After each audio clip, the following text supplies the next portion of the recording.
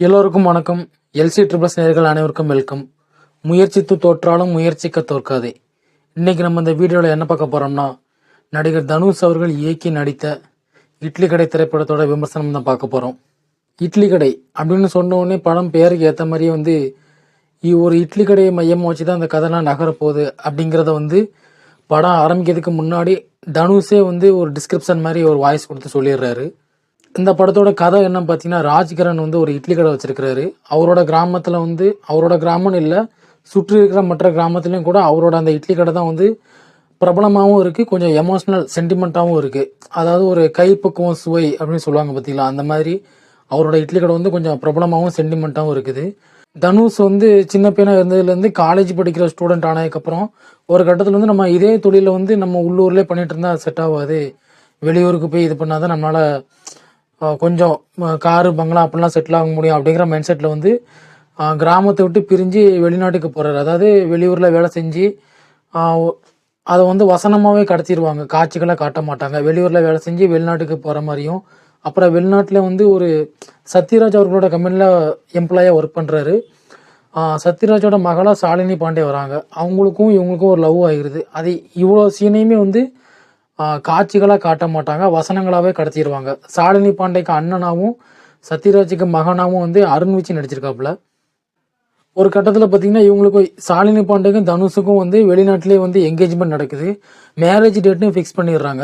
தனுஷ் ராஜ்கிரனுக்கு கல்யாணத்துக்கு ஊருக்கு வாங்க அப்படின்னு சொல்லும்போது ராஜ்கிரண் என்ன சொல்கிறாருன்னா, நம்ம ஊரில் கல்யாணம் நடந்தால் நான் வருவேன், வெளிநாட்டிலலாம் கல்யாணம் நடந்தால் என்னால் வர முடியாது அப்படின்னு சொல்லும்போது மறுநாளே ராஜ்கிரண் இறந்துட்டாரு அப்படிங்கிற செய்தி தனுஷுக்கு வருது. தனுஷும் இந்தியாவுக்கு காரியமாக செஞ்சு முடிச்சதுக்கப்புறம் அவர் இறந்த 2வது நாளே அவங்க அம்மாவும் இறந்துடுறாங்க. இந்த மாதிரி சுச்சுவேஷனில் அவரோட அந்த மேரேஜ் அப்படிங்கிற சிந்தனையே இல்லாமல் இருக்கிறாரு. இன்னொரு பக்கம் பார்த்தீங்கன்னா ஷாலினி பாண்டே மேரேஜுக்கு ரொம்ப தனுஷை அவசரப்படுத்தி ஃபோர்ஸ் பண்ணுறாங்க. ஒரு கட்டத்தில் தனுஷ் எனக்கு இந்த கல்யாணமே வேண்டாம் அப்படின்னு சொல்லிட்டு அவங்களோட உறவு மொத்தமாக முறிச்சிடுறாரு. தான் தங்கச்சியை இப்படி ஒருத்தன் ஏமாத்திட்டான், அதே நேரத்தில் ஒரு எம்ப்ளாயியால் தன்னோட குடும்பத்துக்கு ஒரு பெரிய அவமானம் ஆகிட்டு அப்படிங்கிறக்காக அருண் விஜய் ஃபாரின்லேருந்து தனுஷோட கிராமத்துக்கு வராரு. அங்கே தனுஷோட ஒரு சில வாக்குவாதம் ஃபைட்லாம் நடக்குது.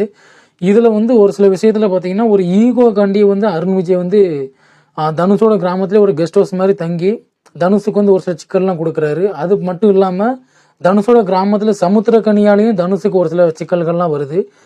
இவ்வளோ பிரச்சனைகளுக்கு நடுவில் தனுஷ் அருண் விஜயையும் சமாளித்து சமுத்திரக்கனியையும் சமாளித்து அப்புறம் அவரோட சென்டிமெண்ட்டாக அந்த இட்லி கடை நான் நடத்த போகிறேன், என்னோட அப்பாவோட இட்லி கடையை நான் நடத்த போகிறேன் அப்படின்னு சொல்லிட்டு ஒரு முயற்சிக்கு முன்னெடுத்துக்கிறாரு. அதில் தான் அப்பாவுக்கு எக்ஸ்ட்ரா மரியாதை கொடுக்கட்டாலும் பரவாயில்ல, தான் அப்பா பேரை கெடுத்துடக்கூடாது அப்படிங்கிற மைண்ட் செட்டில் முன்னெடுக்கிறாரு. இந்த 2 பேரையும் சமாளித்து தன்னோட கடையை நிம்மதியாக நடத்தினாரா, அதாவது அப்பாவுக்கு இன்னும் கொஞ்சம் மரியாதை வாங்கி கொடுத்தாரு அப்படிங்கிறது அந்த படத்தோட கதை. இந்த படத்தில் ஃபஸ்ட்டு தனுஷை பற்றி சொல்லிடலாம். உண்மையிலே தனுஷ் வர காட்சிகள் சுத்தமாக போரே அடிக்காதுங்க. நீங்கள் படம் பார்த்தீங்கன்னா புரியும்.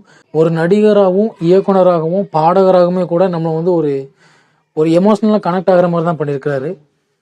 அதுக்கப்புறம் ராஜ்கிரண் அவர் குறைந்த காட்சிகள் தான் வராரு. அதே நேரத்தில் அதிகமான தனுஷோட கற்பனையில் வர மாதிரியே இந்த படத்தில் நிறைய காட்சிகள் இருக்குது. ராஜ்கிரண் அவர்களை பற்றி இன்னொன்று சொல்கிறதா, நமக்கு அவர் இந்த படத்தில் நிறைய கேரக்டர் நம்ம புதுசாக பார்க்குற மாதிரி தோணலை. அதாவது எப்படின்னா, இப்போ ராஜ்கிரணை பார்த்தோன்னா எனக்கு பர்சனலாக எப்படி ஞாபகம் இருந்துச்சுன்னா, தவம் இருந்த படத்தில் பார்த்த ராஜ்கிரண் தான் அப்படி ஞாபகம் இருந்துச்சு.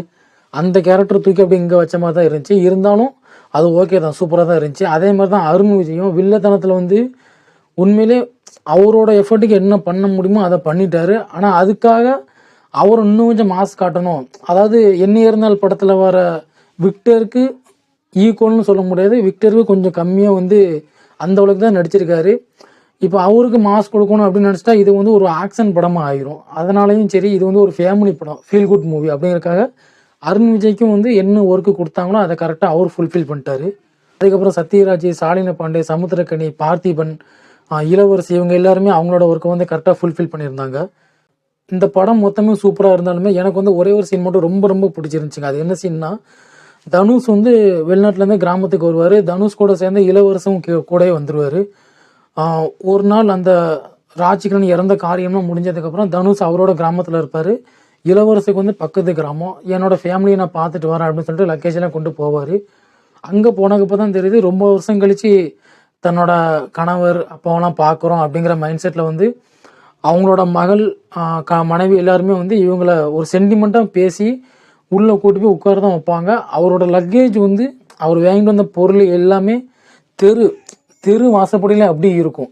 அந்த கேமரா ஆங்கிலே நல்லா இருக்கும். அவங்க அழுகிற சீன்லேருந்து அப்படி பேக் வந்து இந்த பக்கம் அந்த லக்கேஜுக்கு ஒரு ஷாட் வைக்கிற மாதிரி வச்சுருப்பாங்க. ரொம்ப பிடிச்சிருந்துச்சி. அது முடியும் போது தான் தெரிஞ்சு, ஓ இவங்க வந்து லக்கேஜை கூட எடுக்கலை, அவங்க ரொம்ப நாள் கழிச்சு அவங்கள பார்க்கறதுனால அங்கேயே வந்து பாசத்தை பொழிஞ்சிட்டு இருக்காங்க அப்படின்னு இருந்துச்சு. அந்த சீன் உண்மையே சூப்பராக இருந்துச்சு.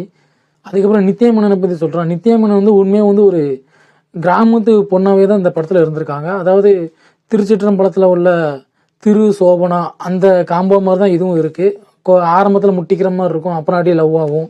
அதுவுமே சூப்பராக இருந்துச்சு. அதே மாதிரி அவங்க ஒரு சில வார்த்தைகள்லாம் இங்கிலீஷில் பேசுவாங்க. அதை வந்து கொஞ்சம் தப்பு தப்பாக தான் பேசுவாங்க. அப்போ தான் ஓ இவங்க கிராமத்து பொண்ணு தான்பா அப்படிங்கிற மாதிரி ஒரு மைண்ட் செட்டுக்கு வந்துடுது. அதாவது எப்படின்னா பர்த்டே அப்படின்னு அவங்களுக்கு சொல்ல தெரியாது, பர்த்டே அப்படின்னு சொல்லுவாங்க. அப்புறம் பிபி டேப்லெட்னு சொல்ல தெரியாது, பிபி டேப்லெட்னு சொல்லுவாங்க. நீங்கள் படம் பார்த்தீங்கன்னா புரியும். அவங்களோட கேரக்டருமே வந்து நல்லா தான் இருக்கும். மொத்தத்தில் இந்த படம் வந்து ஒரு எமோஷனலாக கனெக்ட் ஆகிற ஒரு ஃபீல் குட் மூவி. நிறைய பேர் வந்து படம் நல்லா இல்லை அப்படின்னு சொல்லுவாங்க. அதுக்குமே நான் ரீசன் சொல்லிடுறேன்.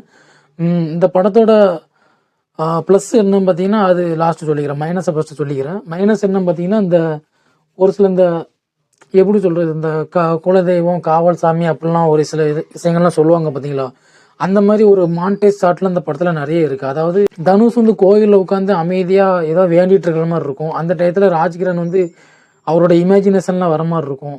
அந்த சீன்லாம் பார்த்தீங்கன்னா ஒரு இப்போ ஒன்று 2K கிட்ஸுக்கு வந்து மேக்ஸிமம் பிடிக்காது தான் நினைக்கிறேன். ஏன்னா நான் பார்த்த வரைக்கும் படம் வந்து கொஞ்சம் போர்னு சொன்னது வந்து அந்த ஒரு ரீசனுக்காக தான். நிறைய பேர் வந்து இந்த இமேஜினேஷன் ஷாட்லாம் நல்லாவே இல்லை அப்படின்னு சொல்லியிருந்தாங்க.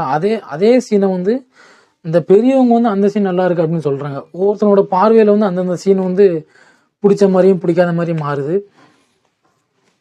அப்புறம் இன்னொரு மைனஸ் சொல்கிறது, ஜிவி பிரகாஷோட மியூசிக்கில் வந்து திடீர்னு பார்த்தீங்கன்னா 1001 மியூசிக் வந்து அடிக்கடி கேட்குற மாதிரியே இருக்குது. அதாவது அவர் போட்ட படங்களோட பிஜிஎம்மே வந்து நிறைய மிக்ஸ்அப் ஆகி வர மாதிரி இருந்துச்சு.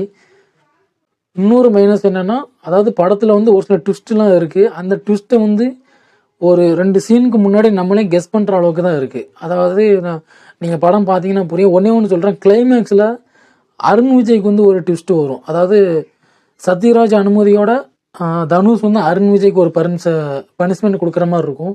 அந்த பனிஷ்மெண்ட் என்னன்னு நம்மளே கெஸ் பண்ணுற அளவுக்கு தான் அந்த சீனுமே இருந்துச்சு.